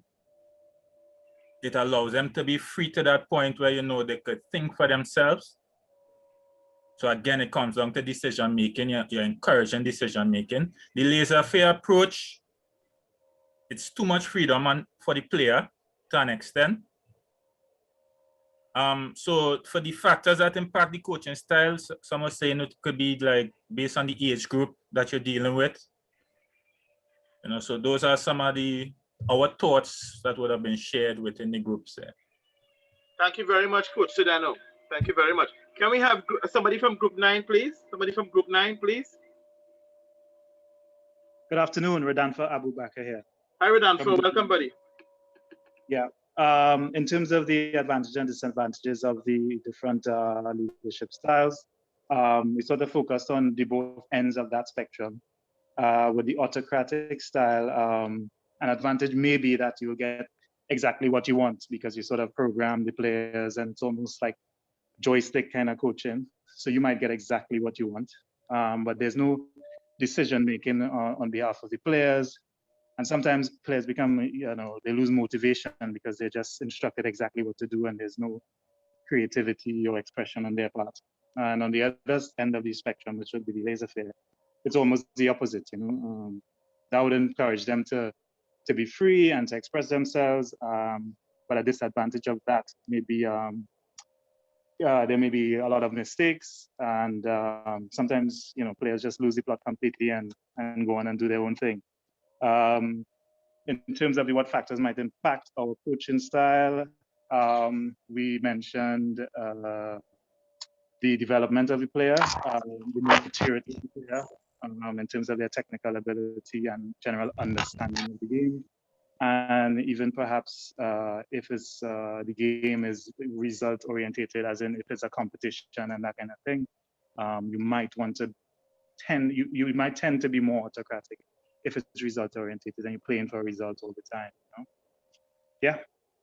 Thank you very much, Coach Radanfa. Coach Ben? Yeah, I think once again, thanks for those that have contributed.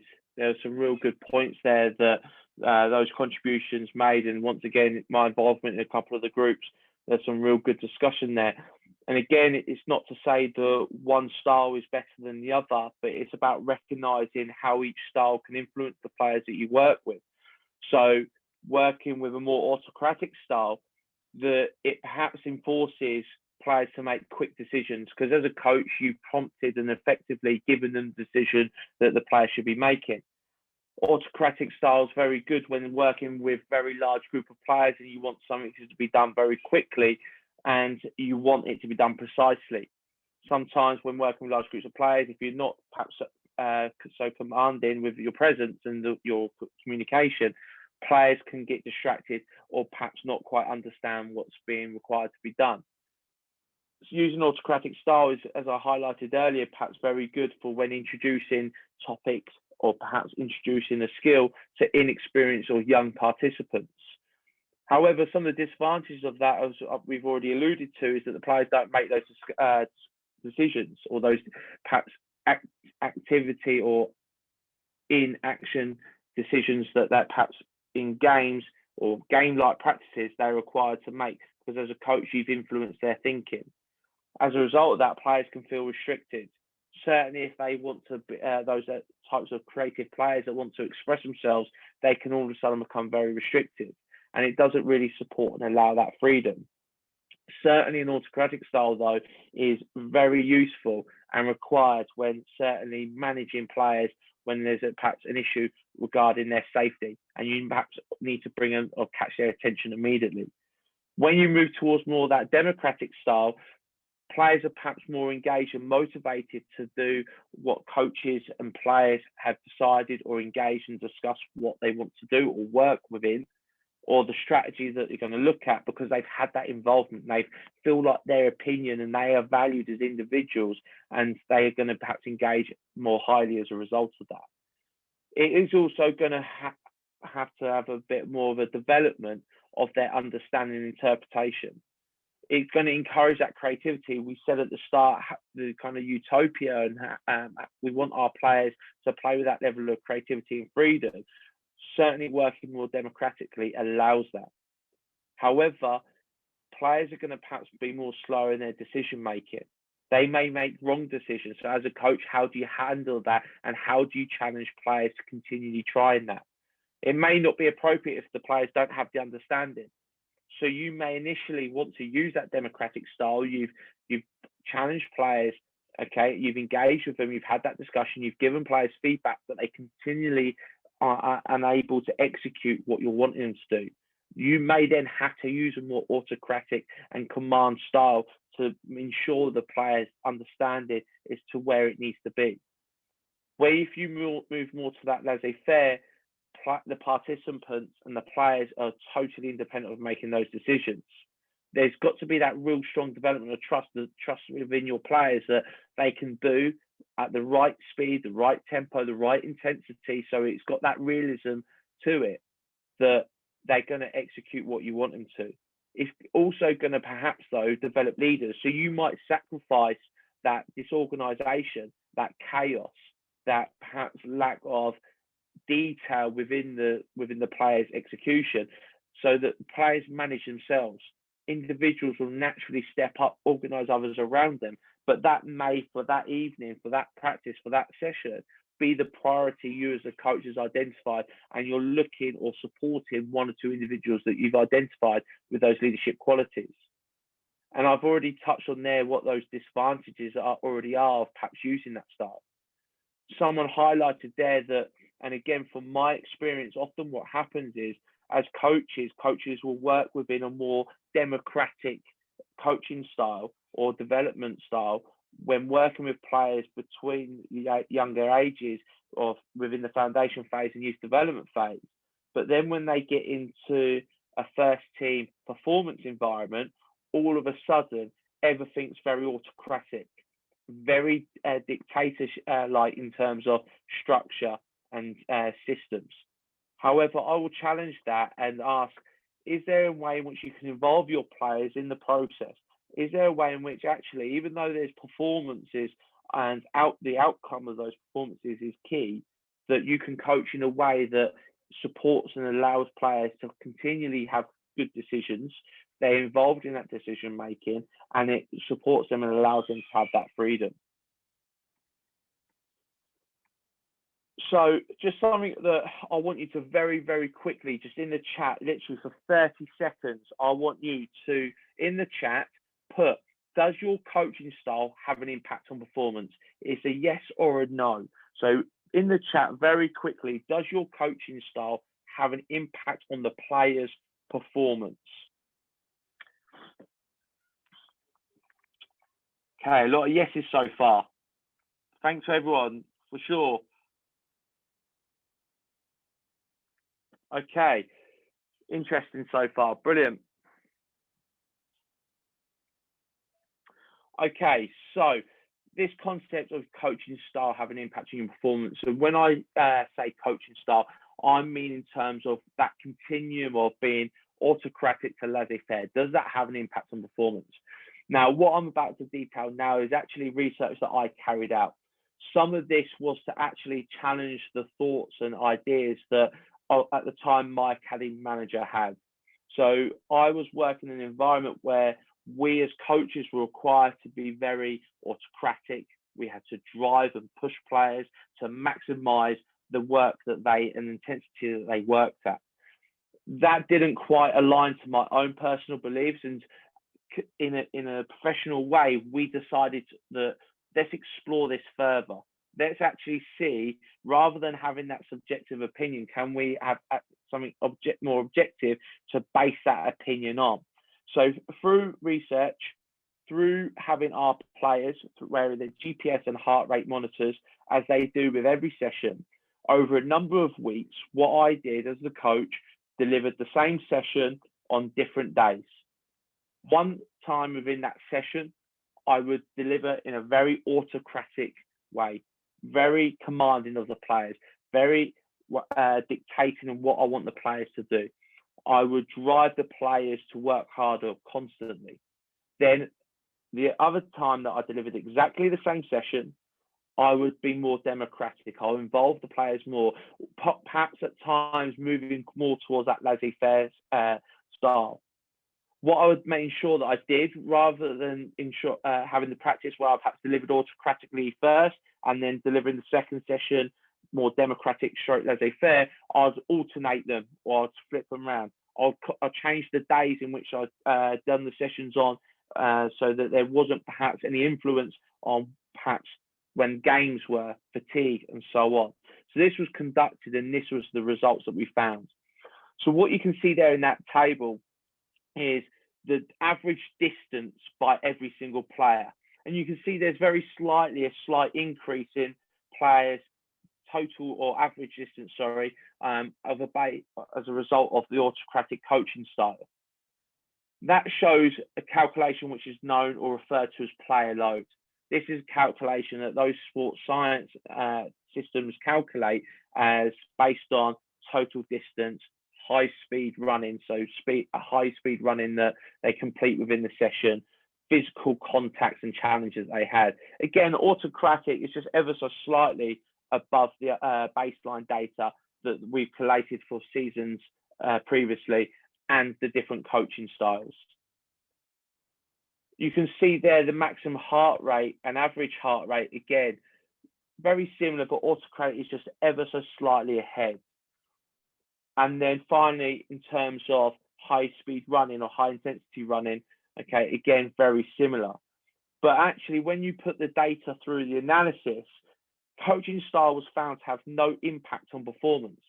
So in terms of performance, when we look at physical metrics, so distance ran, high speed running, heart rate, which is a suggestion of the intensity that they're working at, when we looked at that, it didn't matter what coaching style as coach I used, they still had the similar output. There was no significant difference. Yes, there is a very small increase in the autocratic, but it wasn't significant. What I would say is that this research was done with a small squad of players of 18 for a period of time, so potentially needs to be explored further, but the initial findings do suggest that coaching style has no impact on performance. So as coaches then, and it certainly challenged my academy managers thinking that, do we always need to be constantly driving players? Do we constantly need to be on them and be so direct with them? Can players have that trust and develop that trust and have that freedom to continue to work at the required level? I think also it's important that players, they need to know and understand what does actually the minimum level look like. So they've got a benchmark so they know what that feels and looks like so they can aspire to that when they are perhaps more democratic or laissez-faire or player-led. Just something for you to think about. I said at the start, I'll pose as many questions as I'll give you answers. And that's something that I certainly hope I've sown a seed in your mind for you to think about. So to wrap up now, some things that I want you to consider and decisions that you impact your planning moving forward. Okay, so what's your DNA? And what I mean by DNA, as a coach, what are your beliefs? What, or an organization, what are your beliefs? What do you want sessions to predominantly look like? Do you want players to have a good experience where they're constantly playing games where it's almost games for understanding or games-based learning? Is it more practice-like and constantly like drills? What does that look like? Also, I think it's something that when we haven't touched on this evening, what does your environment look like? How do you support players? What's your culture like? Okay, how do you bring those groups of players that you work together? What's your coaching and playing philosophy? And that links into your DNA. Are you a team and organisation that likes to play through the thirds? Are you a team that's very direct, and perhaps not direct as in route one, but you like to get the ball forward quickly through the thirds as quickly as you can, and you perhaps look to attack the opponent's goal as quickly as you can? There's different ways of being direct. Are you a team that's more possession-based? Are you a team that's counter-attacking? How does that perhaps link into what your coaching philosophy is? If you're a team that likes to play possession or play through the thirds, you've got to then perhaps adjust your coaching philosophy and your coaching style to allow players to play with that freedom and creativity.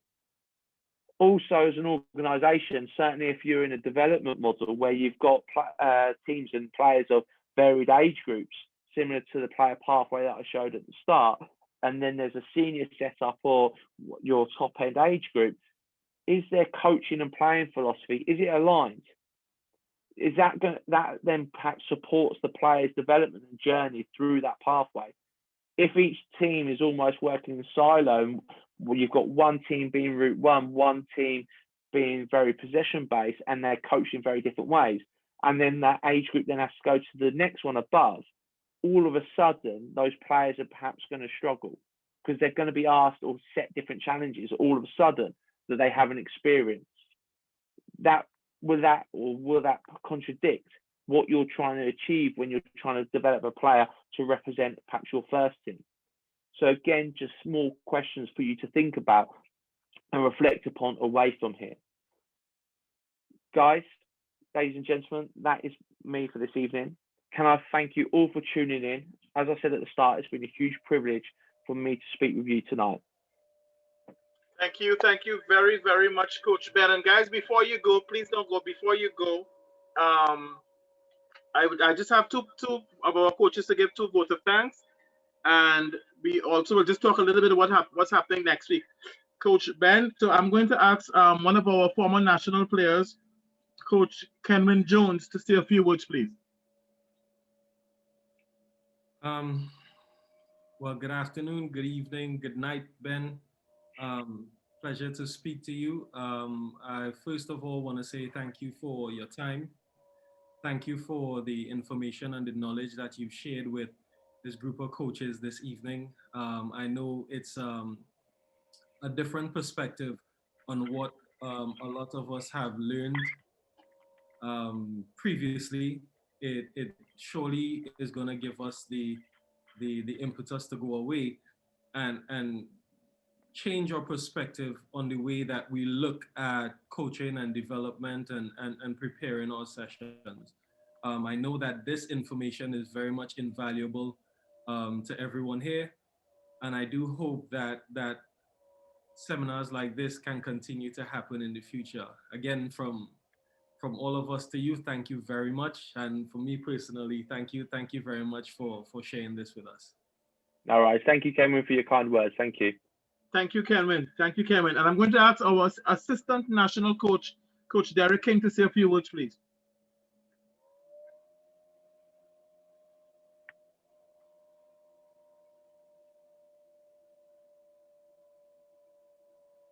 Coach Derek King, are you still there?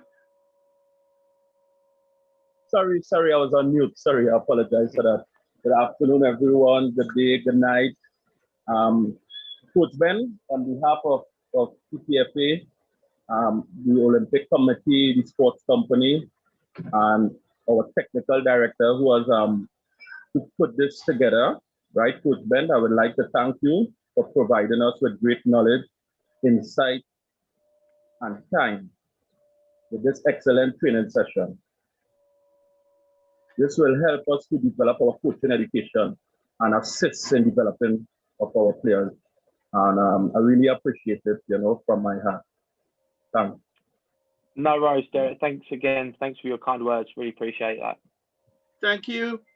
Thank you very much. And I'm going to ask Yale, one of our administrators, to please read. There's a message from Mrs. Knott from the Olympic Committee.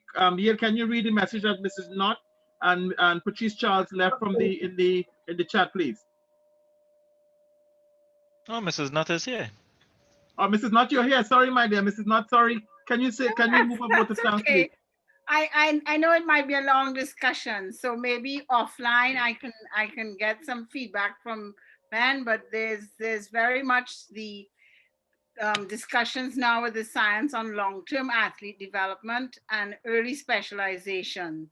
But I think he kind of alluded to it in the saying that the system says you have under 6s and under 8s in an academy, and maybe that's not necessarily his philosophy. So it would be interesting because in Trinidad and Tobago, we're trying to promote more and more as an Olympic committee, the question of long-term athlete development and the fact that it's an all-round development and not really specialization. So it's just food for thought, as Ben said, some questions to ask. But thanks again, great session. And I'm really enjoying this, and well done, Dion and TTFA. I think this is definitely needed in all sports all the time. Ongoing learning is a must. Thank you very much. And Mr. Patrice Charles from the Ministry of Sport just said in the chat that he hopes the coaches take the information on board. Right? It's a nice session, but we got to take the information on board and really put it into practice. I'd like to thank Yale and Rebecca and Janelle from the TTFA for them putting this together. Right? It's a lot of technical work to go behind this, and there's a lot of contacting clubs and coaches and putting it together. I want to thank you guys very much from the TTFA for the hard work that you're doing behind the scenes. Also, I want to thank all of you coaches for taking the time to stay out. I know we went over a little bit. We want to thank Coach Ben for giving up his time. Next week, we have a coach from Brazil, Coach Alfredo Monteso, will be on next week, and he has his presentation. Coach Ben is definitely going to be back. Coach Ben is definitely, let me say that again. Coach Ben has agreed to do 4 sessions for us, and that was just one of them. So Coach Ben, a job well done. And you can tell from the things that are in the chat. And the following week, we have Manchester United has also agreed to do some sessions for us. So this is great for us, guys. We want to thank Coach Ben and his team and Aston Villa for allowing him to do this seminar with us. And I know we have players who aspire to get to that level. So we want to thank you very much. And everybody, please have a blessed day. We want to also remember the people in St. Vincent. Right, let us say a prayer for them. Let us try to help as we can, to the different charities that are sending stuff to St. Vincent while they are going through their different situations. Again, everybody, on behalf of the Trinidad and Tobago Football Association, thank you very much. God bless.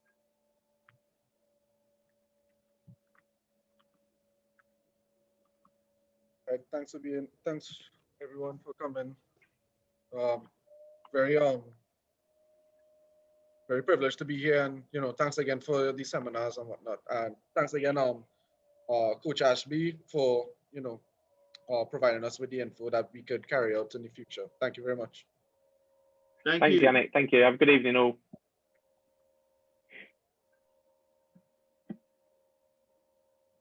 Thank you, guys. Thank you very much. Thank you very much, everybody, for coming on.